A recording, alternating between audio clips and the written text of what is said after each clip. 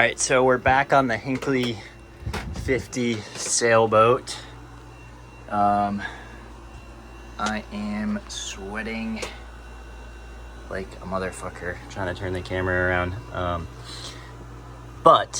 So I don't know, I've been kind of tossing around the idea of taking on this extreme project and getting in too deep like Gus. But I don't know. I mean, the more that I look at it, it's just like everything needs to be redone pretty much. Except for the stove. That thing's mint.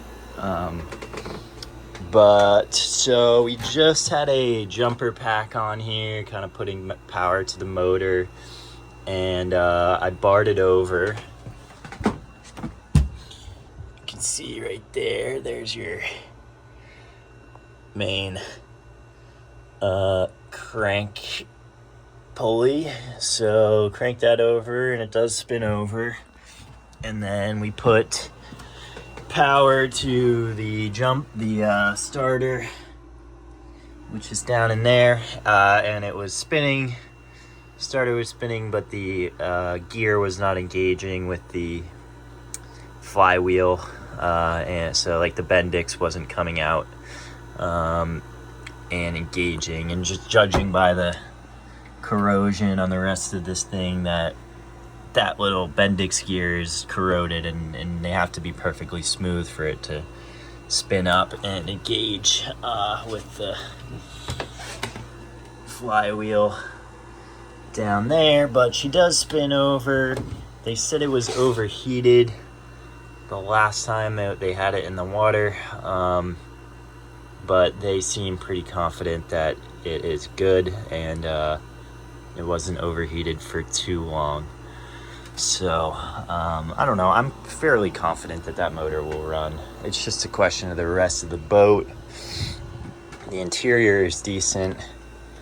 It has a generator, which is back there, but I don't know how it's kind of difficult to access. I'm not really sure how you access that, but yeah, these boats are fairly desirable. This is a Southwester 50, and this one is interesting because usually they have two cabins, like a guest cabin and then the V-berth. This one does not. It just has the V-berth and tiny little bunk back there, and then the bunk on the side for when you're underway. I'm trying not to be too rough with stuff in here because could potentially be the next owner of this fine vessel. Big ass anchor in there, that's good. Windlass. It doesn't have the anchor on the front. I think the guy had another boat, and I assume he took the anchor and used it on the other boat. But this part's nice. This little chest of drawers. Lloyd's Register of American Yachts. Interesting. 1977. Wow. Wow.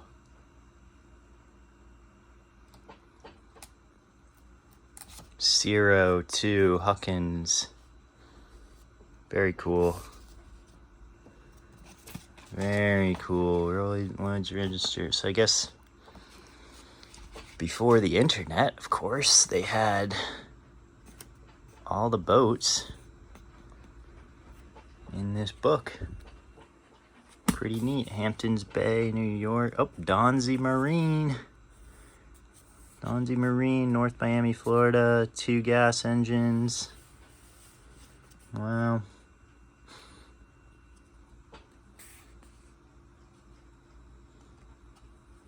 I mean, Americans build the best boats, by far. at least back in this day. And, you know, I would say still today, I'm sweating on it. There's a dehumidifier going in here that is just pumping out hot air. What's this? Huh. I mean, I just wish they had taken a little better care of this thing. All the interior lights work. That was cool. The blower works.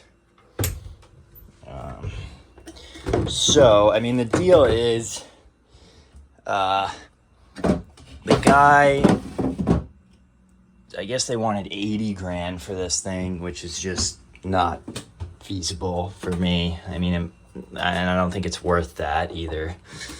What the fuck? Look at that. That's like gel.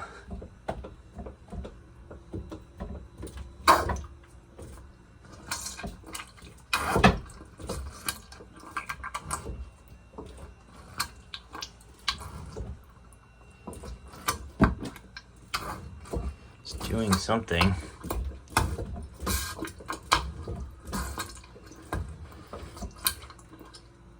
Doing something. Not sure what. Yeah, but they want 80 grand for it. I asked the guy, the broker who's in charge of selling it, what he would pay for it. And he said he would pay 50 grand for it. I think that's a lot. Because the thing is, this thing just needs everything. And unless you're ready to spend $500,000 making this thing perfect, it's never going to be perfect. It's just going to be a usable classic Hinckley sail, which, I mean, do have some value. I would say in operating condition with sails and in running motor and yada yada, it would probably be a $50,000-$60,000 boat. Maybe that's on the low end, but anyway, point being, I think I was thinking 25 would be the max, but now that I look at it again today here, I want to try to get it for cheap, if not free. The guy, I guess, is like 90 years old. This is one of his first boats. He proposed to his wife on it. So I'm thinking maybe if I sell him like a sob story about how I will restore this boat to its former glory and take it cruising, and you know, being kind of young, like it would be kind of like that type of fairy tale story, and maybe I can convince him to give it to me for free. So if it was given to me for free, I would probably take it. The guys at the yard said they would put it in the water for me for free. I mean, they were really trying to sell me on it. He was like, oh, I'll put AC in it for you for free. Like, they just want it the fuck out of here. So, yeah. I don't know if I could get it for free. I would be interested, because I know, you know, it's going to cost, right off the bat, it's going to cost a lot of money. Whether it's shipping to where I want it, or just right off the bat, I know it's going to cost a lot of money. So if I spend 20 grand on it, that's pretty much all of my dispensable income. So then I'll be, you know, back to square one and have something that costs a lot and there's a lot of expenses on, and not to mention it doesn't have sails. So that's another major expense. So yeah, I think if I can get the guy down here and have a conversation with him and see if he'll part with it for free and just kind of pass the torch, then I will take it on. I don't want to pay a lot of money for it because I don't want to pay a lot of money for it. I just think it's so much, there's so much that needs to be done. And I'm not a sailor I'm not really a sailor, although I would like to be someday. So it's not really exactly what I'm looking for. But it would kind of take things to the next level. And I think it has been sitting for a while, but I think it could be salvageable. It's not too far gone yet. I think another 10 years sitting out here, it's going to be too far gone. So yeah, that's where we stand with the boat. The electric systems seem to be fine, and the starter on the motor spins over. So yeah, we'll see if we can get in touch with this guy and see if we can get a freebie here. That would be a first, getting a Hinckley for free. All right, so yeah, look out for more updates. I'll keep you posted. All right, so we're back at the Grand Banks here. Went and looked at the Hinckley this morning. Just kind of weighing my options here. I don't want to get into something that's just above my head project, which I have a feeling that sailboat would be. So yeah, I'm just taking another look at this thing. And I would say overall it's in better condition in here than it is on the Hinckley. But I do like this boat. I mean, for living aboard, this would definitely be better than the sailboat, just because you have a lot of living space up here that's above decks, a lot of windows. And it's a power boat, so it's just easier to manage in general. Also, the running gear on this is in much better shape than the Hinckley is. I mean, those engines look to be good, and it's got a newer generator in there. Also, it's just the livability of this thing is better with the big aft cabin with standing room. I can stand up straight in here. Most of the glass is good. Some of it is not.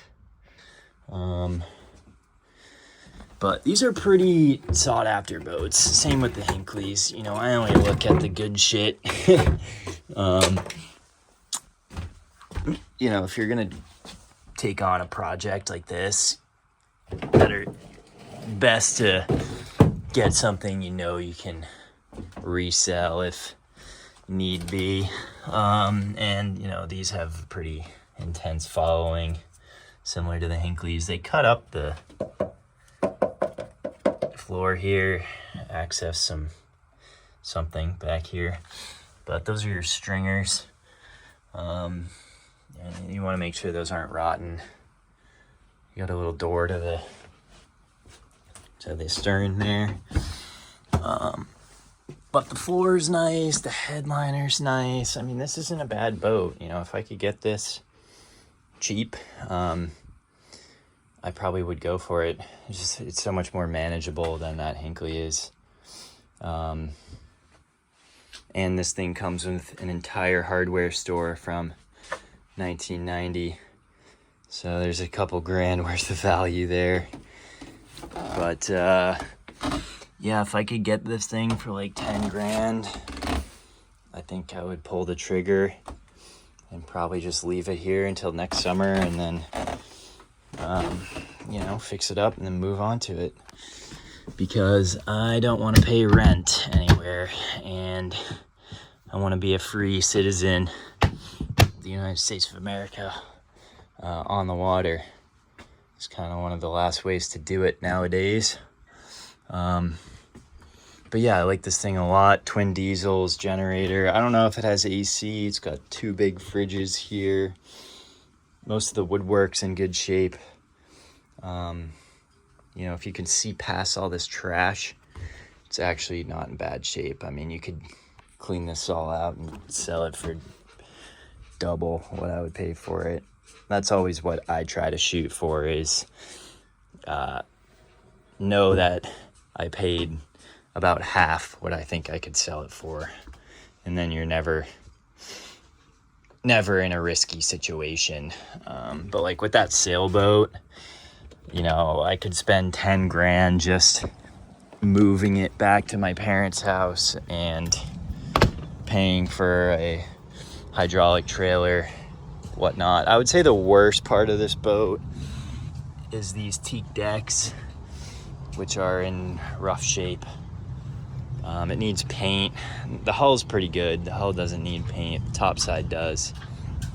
You know, you can tell someone's been chipping away at it, but they didn't get very far. Can be overwhelming. I do want to see what's back here, but I can't.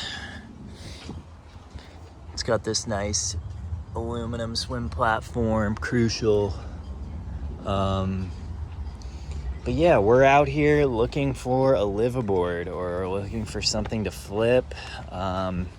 As always, I'm always on the lookout for shit. Got a nice big windlass there, big two big anchors. And these are just sexy boats in general. Some guy commented that these are actually built in Singapore, or the majority of them were. So I stand corrected there. I thought they were American made. But, you know, they build quality boats over there. Taiwan and Singapore and whatnot, they actually build quality boats.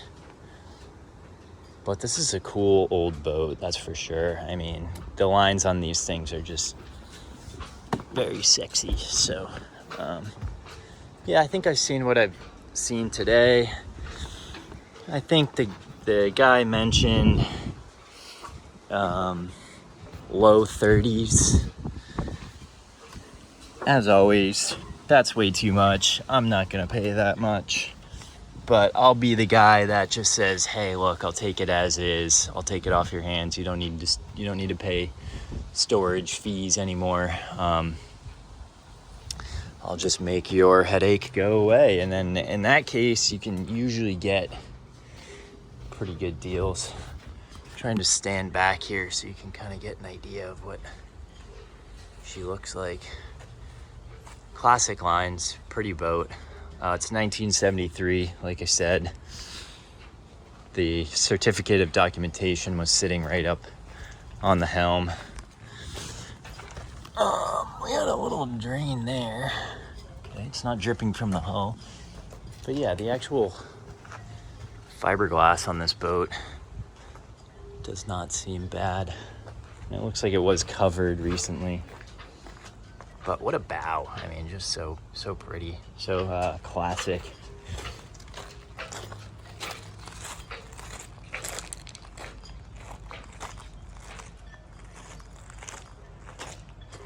But yeah, if anyone's interested in any of these boats I feature on any of my videos, leave a comment, and I'll send you my email address, and I can get you in touch with the owner. Yeah, like I said, I try to look for the classics, try to look for the diamond in the rough, or the rough diamond. I think this is one of those. It's called Roadrunner, 42 Grand Banks. Looks like it'll run. So yeah, pretty boat, and stay tuned for more updates.